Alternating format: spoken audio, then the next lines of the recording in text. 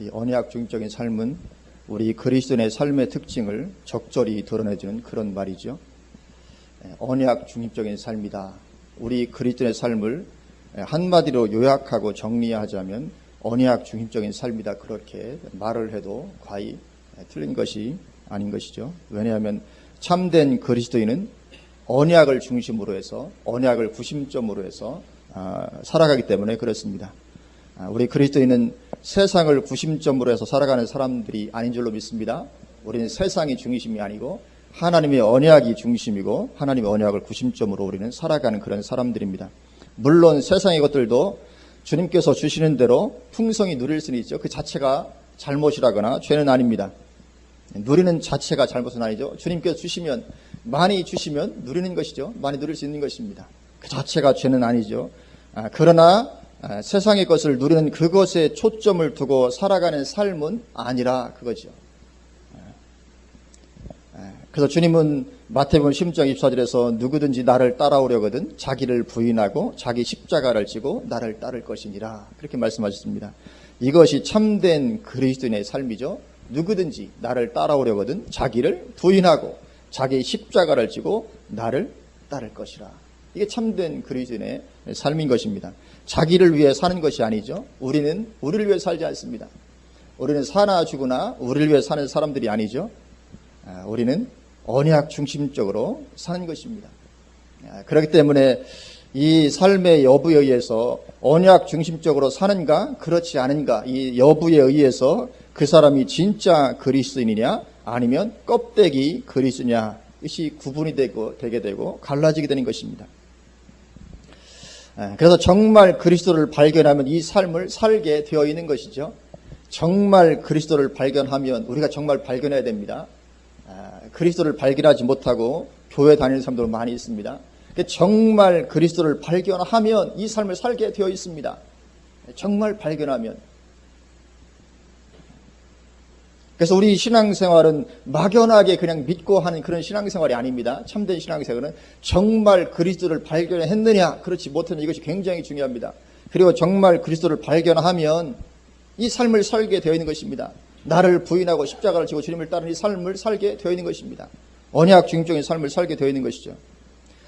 그럼 아브라함은 그리스도를 발견했겠습니까? 못했겠습니까? 그 고대 시대에 아브라함이 믿음의 조상 아브라함인데, 아브라함은 그 고대 시 예수님 이 땅에 오시기 전에 이미 태어났던 그런 사람이지만, 그러나 아브라함조차도 역시 그도 그리스도를 발견한 사람이었습니다.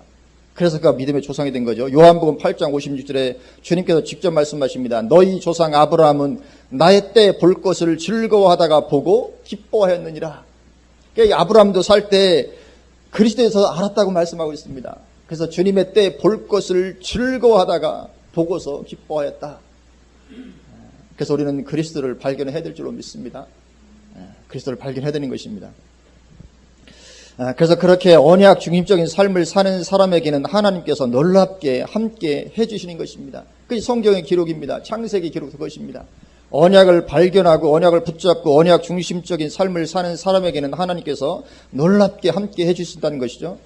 그래서 이삭과 이스마엘 형제의 삶에서도, 그리고 그 결과, 삶과 그 결과에서 보여주죠. 이삭과 이스마엘 그 삶들이 어땠는지 결과를. 또 에서와 야곱 형제의 삶과 그 결과에서도 잘 보여주고 있습니다. 누가 축복받았고 누가 저주받았는가, 그 원인이, 그 요인이 무엇이었던가.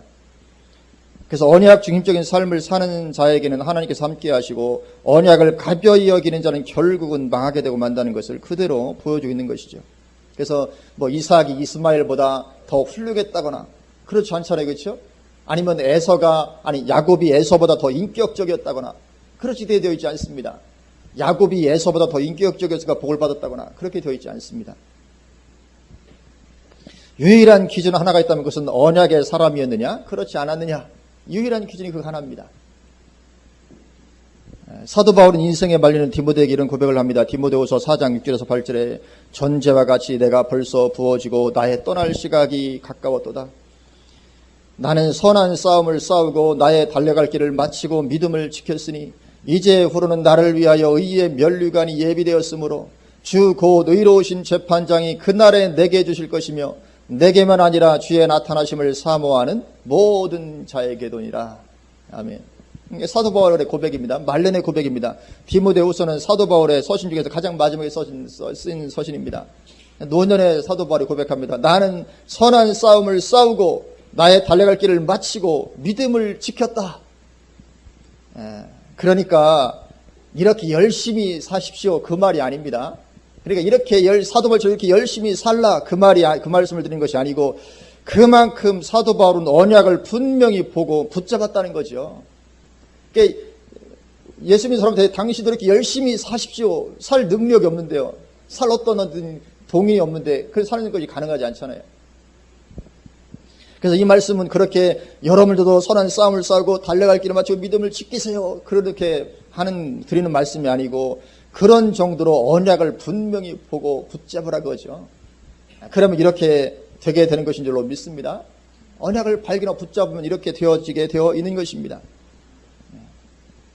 그래서 사도 바울은 그만큼 언약 중립적인 삶을 살았다 그거죠. 언약 외에는 보이는 게 없습니다. 다 배설물로 보이는 거죠. 그만큼 분명하게 발견하고 그리스도를 분명하게 발견하고 언약 속에 들어가서 그가 살아갔던 것을 보게 됩니다. 그래서 그는 이제 주님께서 재림하시게 되면 받게 될 그 의의 면류관을 기대하고 있잖아요. 이제 후로는 나를 위하여 의의 면류관이 예비되었으므로 주 곧 의로우신 재판장이 그날에, 이 그날은 주님이 재림하시는 날이지, 그날에 내게 주실 것이며 내게만 아니라 주의 나타나심을 사모하는 모든 자에게노니라.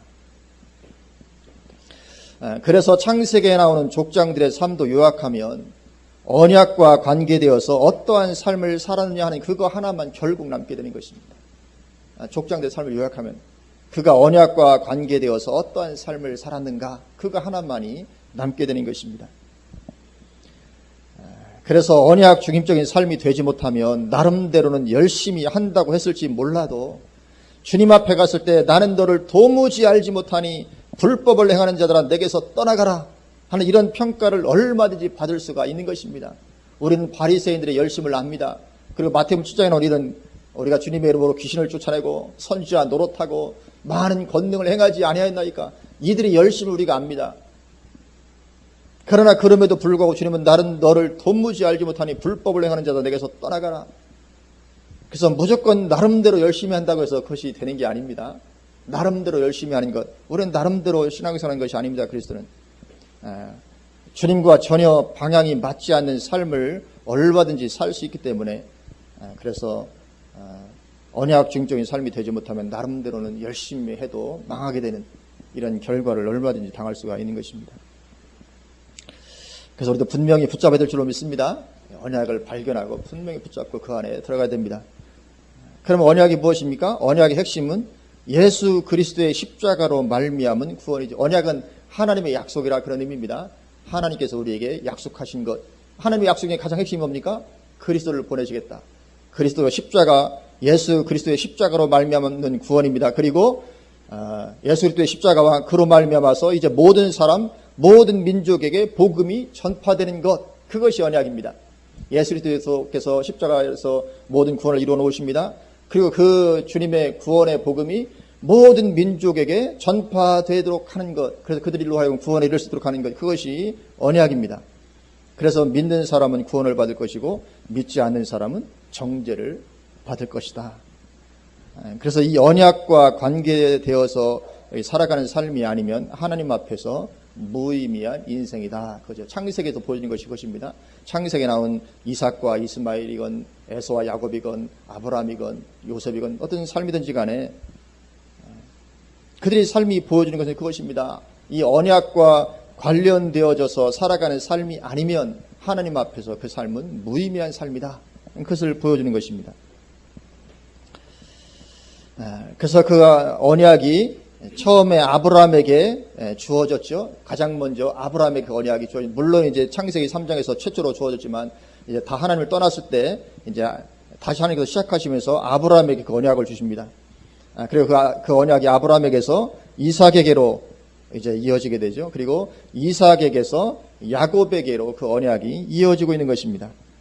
그리고 우리가 읽은 오늘 본문은 그래서 이제 이삭이 나이가 들어서 마지막으로 이제 야곱에게 축복하는 장면이 오늘 본문의 내용입니다. 축복의 내용이 무엇이겠습니까? 당연히 아브라함 언약입니다. 축복의 내용은. 왜냐하면 축복의 핵심이 그것이기 때문에. 축복의 핵심이 무엇입니까? 언약이 축복의 핵심입니다. 그래서 이삭이 야곱에게 축복하는 것도 역시 아브라함 언약, 그것을 축복하는 것입니다. 그래서 29절인데 29절은 언뜻 보기에는 세상적인 축복 같지만 실은 아브라함에게 하셨던 하나님의 언약이 전달되어지는 이건 영적인 축복입니다. 29절을 보면 만민이 너를 섬기고 열국이 내게 굴복하리니, 이거 세상적인 복을 말하는 것이 아닙니다. 영적인 차원에서 말씀을 하는 기도입니다. 내가 형제들의 주가 되고 내 어머니의 아들들이 내게 굴복하며 너를 저주하는 자는 저주를 받고 너를 축복하는 자는 복을 받기를 원하노라. 이게 무엇입니까? 아브라함에게 주셨던 언약의 반복입니다. 지금 그 언약이 계속 이어져 내려가는 것이죠. 아브라함에게 주셨던 언약, 창세기 12장 3절이죠. 너를 축복하는 자에게는 내가 복을 내리고 너를 저주하는 자에게는 내가 저주하리니 땅의 모든 족속이 너로 말미암아 복을 받을 것이라. 핵심이죠. 내가 세상에서 잘 먹고 잘 살아라, 그것이 아니고 땅의 모든 민족이, 모든 족속이 너로 말미암아 복을 받게 될 것이다. 열방을 향하고 있는 것이죠. 그래서 오늘 이삭이 야곱에게 축복한 내용이 좀 애매한 것처럼 보이지만 하나님이 또 야곱에게 직접 또 축복하시잖아요. 그 내용을 보면 좀 분명하죠. 그것이 이제 28장 14절인데 28장 14절을 보면 하나님이 직접 축복하십니다. 내 자손이 땅에 티끌같이 되어 내가 서쪽과 동쪽과 북쪽과 남쪽으로 퍼져나갈지며 땅의 모든 족속이 너와 내 자손으로 말미암아 복을 받으리라. 정확하게 아브라함에게 주셨던 그 언약을 반복하신 것을 보게 됩니다. 땅의 모든 족속이, 그러니까 내가 복받으라 그런 것이 아니라 나 때문에 땅의 모든 족속이 복을 받도록, 이것이 참된 축복인 것이죠. 그래서 하나님께서 우리로 말미암아서도 이러한 언약을 이루어 가시기를, 나로 말미암아서도 이루어 가시기를 사모하시기를 주님으로 축원을 드립니다. 하나님, 나로 말미암아서도 이 언약을 이루어 가, 왜냐하면 언약 안에 들어가 있는 게 축복이니까요. 언약 안에 들어가 있지 못하면 그건 인생에는 아무런 의미가 없는 무의미한 인생이기 때문에. 그래서 이 언약이 완전히 이루어지게 되면 인류 역사는 이제 종말을 구하게 되죠. 왜냐하면 다 완성되었으니까요. 예수님의 십자가로 말미암아 구원이 이루어지고, 그리고 모든 민족에 그 복음이 전파되면 더 이상 남은 것이 없죠. 그러면 이 세상에 종말이 임하게 되는 것입니다. 그렇기 때문에 이 언약을 이루는 삶을 사는 것이야말로 최고의 축복이죠. 하나님의 핵심적인 계획 그 가운데 들어가 있는 삶이기 때문에 가장 최고의 축복이 되게 되는 것입니다. 그래서 오늘 본문은 이삭이 나이가 들어서 이제 자기가 받았던, 자기에게 주었던 그 언약이 아들들에게로 이어지도록 이제 하기 위해서 축복 기도를 하는 그런 내용입니다. 그래서 이삭이 이제 그 아들을 위해서 축복 기도하는데, 이삭이 기도하는 그대로 이루어질 것이라고 하는 것에는 아무도 의심하는 사람이 없었습니다. 지금 이삭이 기도하면 반드시 그대로 이루어진다. 아무도 의심하는 사람이 없습니다. 이삭도 의심하지 않습니다. 리브가도 의심하지 않고, 에서도, 야곱도 아버지 이삭의 축복 기도는 반드시 그대로 이룰 것이라는 것을 그들은 확실히 믿고 있었습니다. 왜냐하면 이들 족장들에게는 하나님께서 부여해 주신 제사상적인 축복권이 있었기 때문에 그렇습니다. 이 제사상적인 축복권, 신명기 21장 5절을 보면, 신명기 21장 5절에 레위 자손 제사장들도 그리로 갈지니, 그들은 제사장들이죠. 그들은 내 하나님 여호와께서 택하사 자기를 섬기게 하시며 또 여호와의 이름으로 축복하게 하신 자라. 모든 소송과 모든 투쟁이 그들의 말대로 판결될 것이니라. 아멘. 여기 보면 제사장들을 세우신 목적을 말씀하시죠. 제사장들이 해야 될 일들, 제사장들이 어떤 일을 해야 되는가. 첫째가 뭐냐면 내 하나님 여호와께서 택하사 자기를 섬기게 하시며, 제사장들이 해야 될 첫 번째는 하나님을 섬기는 것입니다. 근데 그게 다가 아니라고요. 또 하나님을 섬기게 하시며 또 여호와의 이름으로 축복하게 하신 자라. 제사장들의 어떤 해야 될 일에는 하나님을 섬기는 것도 있지만 그것뿐만이 아니라 백성들을 여호와의 이름으로 축복하는 이것도 제사장들의 임무의 하나였다는 것이죠. 그리고 모든 소송과 모든 투쟁이 그 제사장들의 말대로 판결이 될 것이다. 이렇게 해서 세우신 사람들이 제사장들입니다. 그래서 여호와의 이름으로 축복하는 것은 제사장은 큰 자기의 사역 중에 하나였던 것이죠. 아니 그냥 하나님께서 그냥 다이렉트로 축복하시면 되지 뭘 또 축복 기도하게 하시나. 그러나 그것이 하나님의 어떤 길입니다. 그래서 보면 뭐 신약 시대에 와서도 보면 사도 바울도 우리가 서신들을 읽어보면 서신을 마실 때마다 항상 사도 바울이 축복 기도로 마시잖아요, 그렇죠? 그래서 오늘날 이제 예배 마실 때 마지막에 축도하잖아요. 그게 그냥 뭐 구색 맞추기 위해서 있는 것이 아닙니다. 왜냐면 당연히 한 부분을 해야 될 것이니까. 그래서 축도할 때 뭐 예수 그리스도의 은혜와 하나님의 사랑과 이것이 이제 사도 바울의 서신에서 사도 바울이 축복 기도했던 것을 그대로 하고 있는 그런 것이죠. 그래서 제사장들의 어떤 중요한 책무 중에 하나가 그렇게 여호와의 이름으로 축복하는 것이었고, 그리고 하나님 그 기도를 들으시고 그대로 복을 주시는 그런 것이었습니다. 그런데 이것이 율법이 주어지기 이전의 족장들에게도 똑같았다는 거죠. 율법이 주어지기 전에는 제사장이 없었잖아요. 제사장 없었습니다. 그때는 족장이 말하자면 제사장의 위치에 있는 사람들이었습니다. 그래서 이 족장들에게 이런 제사장적인 축복권이 그들에게 있었던 것입니다. 그래서 족장들이 기도하면 그대로 이루어집니다. 그래서 노아가 셈과 함과 야벳을 축복하잖아요. 지금까지도 그대로 이루어지고 있습니다. 그만큼 하나님께서 그들에게 이 축복권을 주셨던 것이죠. 그리고 창세기 49장 1절에서 33절에서 야곱이 12명의 아들들을 축복하죠. 그 축복도 그대로 이루어지게 됩니다. 그래서 오늘 본문이 있는 이 창세기 27장에서 이삭이 야곱에게 속아서 이 잘못 축복해 주었을 때 속아서 축복해 주잖아요. 그럼에도 불구하고 야곱은 이미 이건 내가 고칠 수 없는 것이다, 변개할 수 없는다는 것을 알 정도였습니다. 27장 33절을 보면 이삭이 심히 크게 떨며 이르되 그러면 사냥한 고기를 내게 가져온 자가 누구냐? 내가 오기 전에 내가 다 먹고 그를 위하여 축복하였은즉 그가 반드시 복을 받을 것이니라. 그가 반드시 복 받을 거다. 이삭이 심히 크게 떱니다. 왜냐하면 자기 의도와 전혀 다르게 나는 에서를 축복하려고 했는데 야곱이 기도를 받아버렸잖아요. 근데 그걸 바꿀 수 없다는 거죠. 왜냐하면 하나님 분명히 기도를 들으셨고 그대로 집행하실 것이다. 이 추호의 의심도 없습니다. 야곱도. 이삭도 그래서 심히 떨고 야, 내가 야곱을 축복했으니까 야곱은 반드시 그가 복을 받을 것이다. 그래서 이후로 이제 이삭은 완전히 포기합니다. 에서가 복 받을 것이라는 건 완전히 포기하죠. 에서가 대성통곡하지만 어쩔 수 없다는 것입니다. 그래서 나이든 이삭이 지금 그런 축복 기도를 해주고자 하는 것이죠. 그러니 온 가족이 초비상이 걸린 것입니다. 왜냐하면 이삭이 축복한 그대로 자자손손 그대로 계속 이어질 것이기 때문에 온 가족이 초비상이 걸리는 거죠. 아버지 이삭의 기도 이 한 번이 그냥 기도가 아니고 자자손손 대대로 이어질 것이기 때문에 가족들이 비상이 걸렸습니다. 축복 기도는 그런 능력이 있는 줄로 믿습니다. 그래서 지금도 기도하는 부모가 자녀를 향해서 축복 기도해 주는 것이 얼마나 중요한 것인지 모릅니다. 많이 축복해 주시기를 주님의 이름으로 축원을 드립니다. 우리 자녀들 절대로 자녀들을 비하하지 마시기 바랍니다. 엊그제도 우리 성찬이가 자녀들을 향해서 가장 심한 말이 뭐냐면 아이고 저게 커서 뭐가 되려고 저러는지 그 말이 가장 심하다던데 절대로 그렇게 말하지 마시기 바랍니다. 자기 자신에서 이거 저게 커가지고 뭐가 되려고 저러나 그렇게 하지 마시고 많이 축복해 주시기 바랍니다.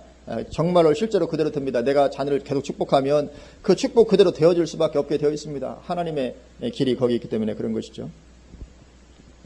그래서 우리는 자녀를 많이 축복해 주는 것이 필요하고 그렇게 자녀를 축복하되 세상적인 복을 비는 것이 아니라 언약과 관계된 삶을 살도록 우리가 복을 빌어야 될 줄 믿습니다.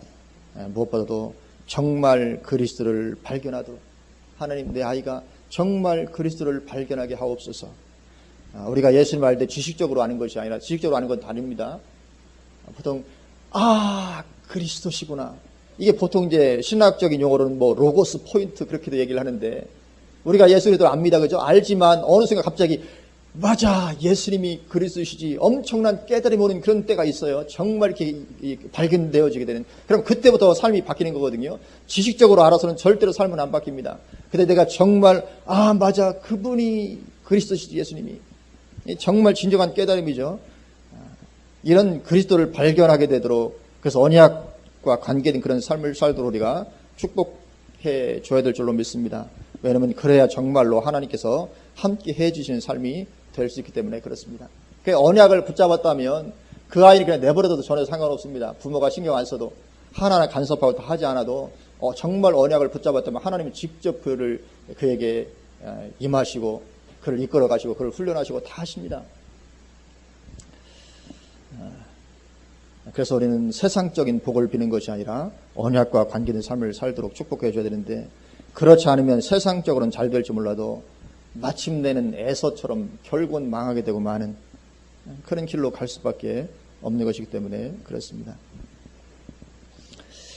그래서 이렇게 언약이 전달되어지는 것이 말할 수 없이 중요하죠. 우리도 우리의 자녀에게 물려줄 유산이 제일 중요하기 때문에 언약을 물려주는 것입니다. 언약 안에 들어가도록. 그래서 야곱의 가정에서, 이삭의 가정에서 이렇게 언약이 전달되어지는 말할 수 없이 중요한 지금 일이 벌어지고 있는데, 안타까운 것은 그 일 가운데 인본주의가 끼어들어간다는 것입니다. 우리 인간이 그렇습니다. 연약하죠. 인본주의가 끼어들어갑니다. 그리고 인본주의가 끼어들어가면 그것 때문에 겪지 않아도 될 어려움을 겪고 그러는 것입니다. 그것 때문에. 먼저는 아버지 이삭이죠. 아버지 이삭이 축복할 때 분명히 하나님의 뜻은 첫째 에서가 아니라 둘째 아들 야곱이었습니다. 분명히 하나님의 뜻은. 기도한 리브가에게 아이들을 잉태했을 때 하나님께서 비밀을 가르쳐 주시죠. 창세기 25장 23절에 보면 여호와께서 그에게 이르시되 두 국민이 내 태중에 있구나. 두 민족이 내 복중에서부터 나누이리라. 이 족속이 저 족속보다 강하겠고 큰 자가 어린 자를 섬기리라 하셨더라. 이게 무슨 말입니까? 언약 이을 자는 작은 아들이라, 그 뜻입니다.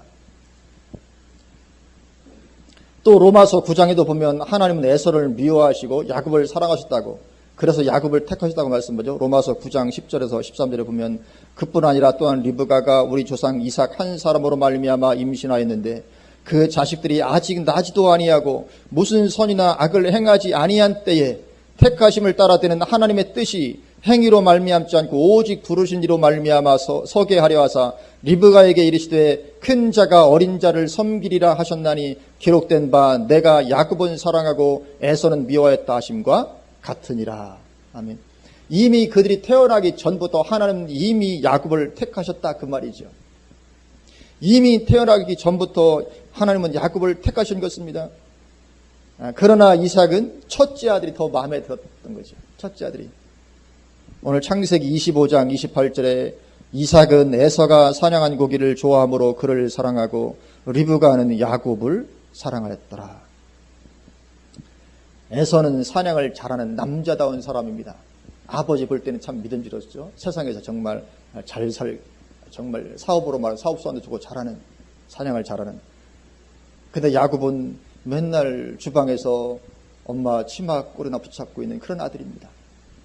그래, 아버지 볼 때는 에서가 훨씬 더 신뢰가 하죠. 아들을 좋아합니다. 그래서 에서가 언약의 전달자가 되기를 원했던 거죠. 이것은 이삭의 영적인 분별력이 흐려져 있음을 보여주는 것이기도 하죠. 이삭이 영적인 분별력이 지금 흐려져 있는, 나이 들어서 지금 이삭의 지금 영적인 분별력이 많이 가려진 그런 것을 보게 됩니다. 왜냐하면 에서는 그렇게 세상적으로는 탁월할지 몰라도 명분을 가볍게 여기는 그런 영적이지 못한 사람이었기 때문에 그렇습니다.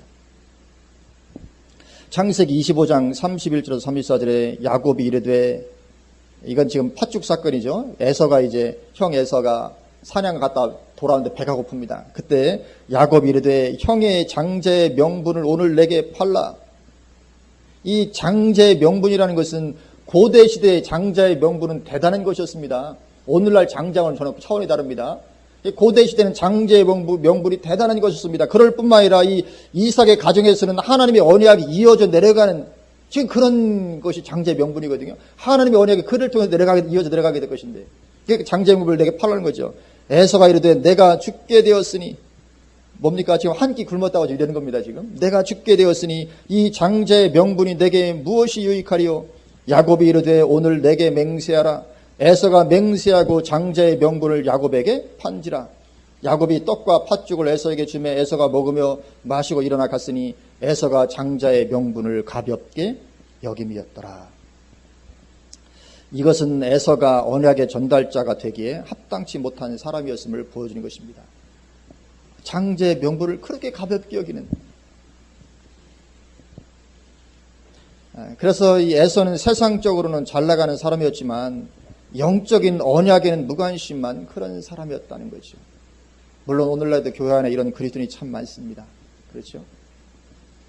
세상적으로는 참 잘 나가는데 이 영적인 언약에 대해서는 무관심한 많은 그리스도인들이 지금도 있습니다. 그래서 바꿔치기 합니다.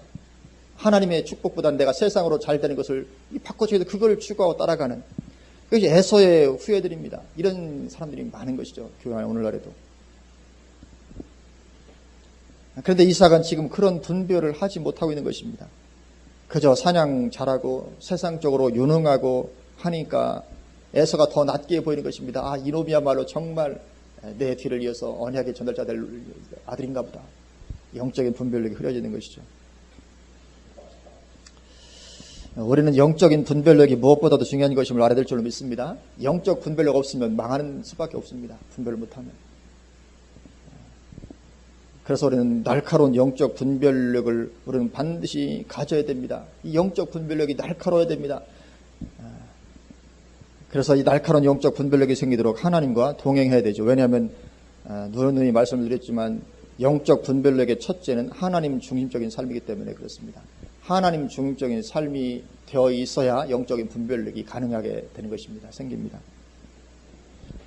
특히 마지막 시대는 영적인 분별력 없으면 필시 미혹되고 많은 그런 시대입니다. 그래서 이 마지막 때를 사는 우리가 이삭과 같이 이렇게 영적 분별력이 무디어 있으면 큰일 납니다. 미혹되어서 반드시 멸망의 길로 가게 될 것이기 때문에 그렇습니다. 그래서 영적인 분별력이 무디어 있으면 안 되는데 하나님 중심적인 자세가 없으면 영적인 분별력이 생기지 않게 된다는 거죠. 그래서 미혹되게 된다는 것입니다. 그래서 우리 신앙의 자세가 얼마나 중요한지 모릅니다. 그래서 데살로니가 후서 2장 16절에 데살로니가 후서 2장 6절에서 12절에 보면 이렇게 말씀합니다. 너희는 지금 그로 하여금 그의 때에 나타나게 하려 하여 막는 것이 있는 것을 아나니, 지금 적그리스도가 등장하는 것을 막고 있다는 거죠. 불법의 비밀이 이미 활동하였으나 지금은 그것을 막는 자가 있어 그 중에서 옮겨질 때까지 하리라. 그때에, 이 마지막 때를 가리킵니다. 이제 비로소 마지막 때, 그때에 불법한 자가 나타나리니, 적그리스도가 나타난다는 것입니다. 주 예수께서 그 입의 기운으로 그를 죽이시고 강림하여 나타나심으로 폐하시리라. 이제 주님께서 적그리스도를 죽이시고 재림하신다, 그런 뜻입니다. 마지막 때에 대한 얘기죠. 악한 자의 나타남은 사탄의 활동을 따라 모든 능력과 표적과 거짓 기적과 불의의 모든 속임으로, 이제 속여서 미혹시키는 거죠. 모든 속임으로 멸망하는 자들에게 있으리니 이는 그들이 진리의 사랑을 받지 아니하여 구원함을 받지 못함이라. 왜 미혹된다고요? 진리의 사랑을 받지 않기 때문에 미혹된다는 거죠. 이러므로 하나님이 미혹의 역사를 그들에게 보내사 거짓 것을 믿게 하심은, 하나님이 거짓 것을 믿게 하신다는 겁니다. 미혹을 풀어놓으셔가지고. 마지막 때 미혹의 역사가 엄청나게 일어나는데, 물론 적그리스도와 거짓 선지와 그들의 세력들이 미혹을 펼쳐가는데 그 임에는 누가요? 하나님이 다 허락하셨다는 것입니다. 그렇게 되도록, 그렇게 미혹의 역사가 펼쳐지도록 마지막 때. 왜냐하면 진리를 믿지 않고 불의를 좋아하는 모든 자들로 하여금 심판을 받게 하려 하심이라. 심판받을 자 골라내시기 위해서 마지막 때 일부러 하나님께서 미혹을 풀어놓으신다는 것입니다. 심판받을 자 골라내도록 하기 위해서.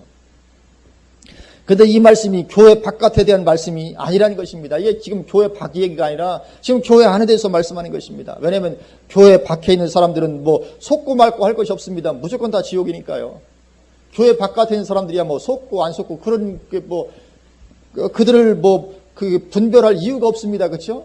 아니 교회 안 다니는 사람들 분별할 이유가 뭐가 있습니까? 다 멸망인데요. 지금 이것은 교회 다니면서도 진리를 믿지 않고 불의를 좋아하는 자들을 골라내서 그들을 심판에 넣기 위해서 하나님께서 미혹을 풀어놓으신다는 거 말씀하시는 거거든요. 그래서 여기서도 볼 수 있듯이 미혹되지 않은 핵심이 뭡니까?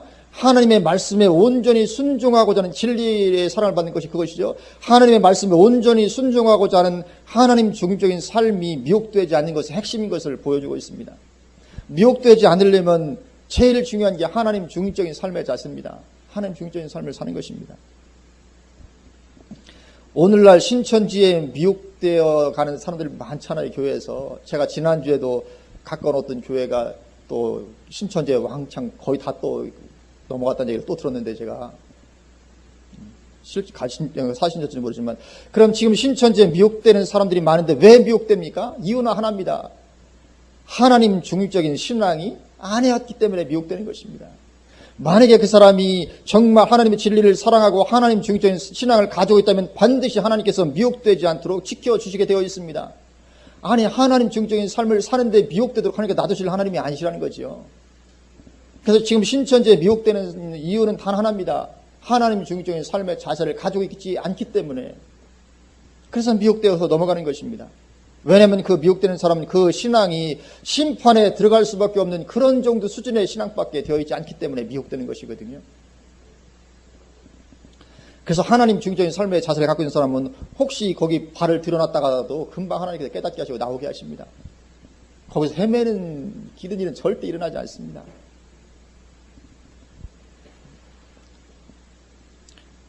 그래서 어떤 면에서 이 신천지에 미혹되어 넘어가는 사람은 불쌍하지 않아요. 어떤 면에서는.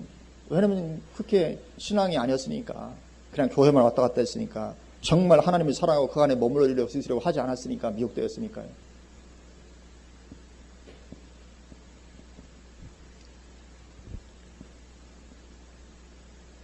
어차피 신천지에 미혹되지 않았어도 나중에 결국 멸망하게 될 그런 신앙이었다 그러죠. 그런 것입니다. 그렇게 야곱의 가정에 인본주의가 끼어들어가는데 나이든 이상만 그런 것이 아니라 언약의 전달자로 택함받은 야곱마저도 인본주의적으로 행하는 것이 안타까움입니다. 야곱은 하나님께서 하나님의 때에 하나님의 방법으로 언약의 통로가 되게 해주시도록 믿음을 가지고 기다렸어야 됐죠. 물론 야곱보다도 그 어머니 리브가가 먼저. 왜냐하면 리브가는 분명히 알았잖아요. 그렇죠? 배태중에 있을 때 하나님께서 말씀하셨잖아요. 형이 동생을 섬기게 될 것이다. 동생이 택함받았던 것을 이미 리브가는 알고 있었고 아마 야곱도 알고 있었을 거라고요. 어머니가 야곱을 사랑했는데 얘기 안 해줬을 리가 없죠. 그렇죠? 알고 있었을 거라고요. 알고 있었다면 하나님께서 하나님의 때에 하나님의 방법으로 이루어 주시도록 기다렸어야 되죠. 때가 이렇게 됐어도. 그러나 그렇게 하지 못하고 인본주의가 가미되어서 자기가 형인 것처럼 꾸미고 아버지가 눈이 어두니까 꾸미고 뭐 여러 가지 분별력이 떨어졌잖아요. 나이가 들어서. 그러니까 그래 아버지를 속여서 축복을 가로채죠. 축복 기도를. 그렇게 인본주의가 끼어들어갑니다. 그러니까 집안에 난리가 벌어집니다. 인본주의를 쓰면 그렇게 되는 것입니다. 순탄하게 순조롭게 되어지지 않습니다. 가만히 있으면 순조롭게 되어질 텐데 인본주의를 쓰니까 이렇게 난리가 납니다. 창세기 27장 41절에 그의 아버지가 야곱에게 축복한 그 축복으로 말미암아 에서가 야곱을 미워하여 심중에 이르기를 아버지를 곡할 때가 가까웠은즉 내가 내 아우 야곱을 죽이리라 하였더니 에서가 야곱을 죽이리라. 그러니 뭐 형제간의 우애는 사라지고 원수가 되고 이제 가정 분위기가 어떻게 되겠습니까? 형이 동생을 죽이려고 막 하면 그런 가정이니까요. 그래서 야곱은 형을 피해서 20년이나 객지에 가서 무진 고생을 해야 되죠. 그래서 야곱이 나중에 바로 앞에 가서 내 나이가 130인데 참으로 험악한 세월을 보낸다 그렇게 고백하잖아요. 그 험악한 세월을 보낼 수밖에 없게 되게 되는 것입니다. 안 해도 될 고생을 하게 되는 것이죠. 왜냐하면 아직 신앙이 안 서 있으니까 여전히 인본주의나 쓰는 그런 신앙이니까 훈련이 더 필요한 거지. 연단이 필요한 것입니다. 그래서 안 해도 될 고생을 그냥 하게 되는 것이죠. 그래서 우리가 인본주의에서 벗어나지 못하면 이런 연단은 끊임없이 다가옵니다. 연단이 끊임없이 다가옵니다. 왜냐하면 하나님께 나를 쓰셔야 되기 때문에 이런 인본주의 가운데서 벗어나지 못하면 계속적으로 연단이 오는 것이죠. 우리는 오직 하나님만을 의지하고 하나님을 기다릴 줄로 믿습니다. 하나님 살아계십니다.